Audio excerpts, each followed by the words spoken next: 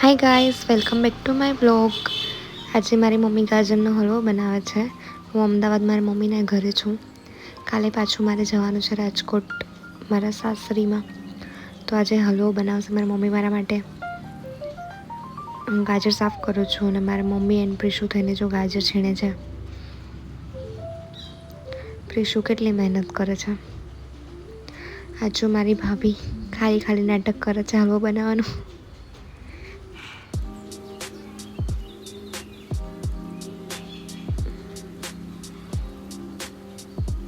અમારી મમ્મીએ ગાજરનો હલવો બનાવી દીધો છે.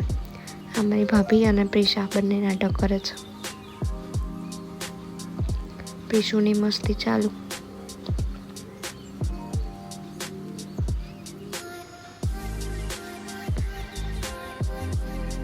પ્રીશુને ટીવી ચાલુ કરવું છે પણ રિમોટ નથી મળતું તો શોધે છે. બધું ફેંકી દીધું છું. હા આઈ જેની.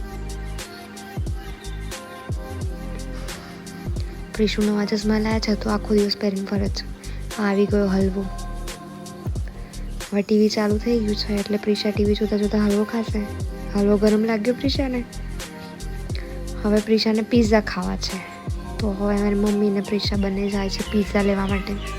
પ્રીશાના ચપ્પલ મળતા નથી, એ છુપાઈને રાખે છે એના ચપ્પલ. એને જ ખબર હોય કે આ મૂક્યા જો લઈને આવી ગયા પિઝા. હર્ષિદાને ખાવા નથી દેતી પિઝા. જેની તો એકદમ ચીલ મોડમાં જ.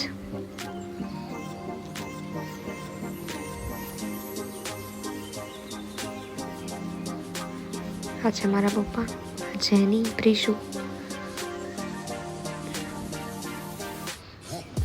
સેકન્ડ નથી કરતી જેની. પ્રીશા જબરજસ્તી કરાવે છે. આવી ગઈ હર્ષિદા, પ્રીશા અને આ કિટ્ટુ. હવે હું પ્રીશાને જમીને નીચે પાર્કમાં લઈ જાઉં છું.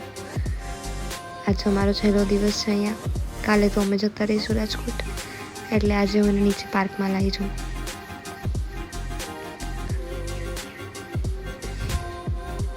પ્રીશાને પોતાના કામ સિવાય બીજાની પંચાયત કરવાનો બહુ શોખ છે. હવે નીચે ઉતરી ગઈ. હવે અમે લોકો રાતે જો આંટો મારવા નીકળી ગયા છે.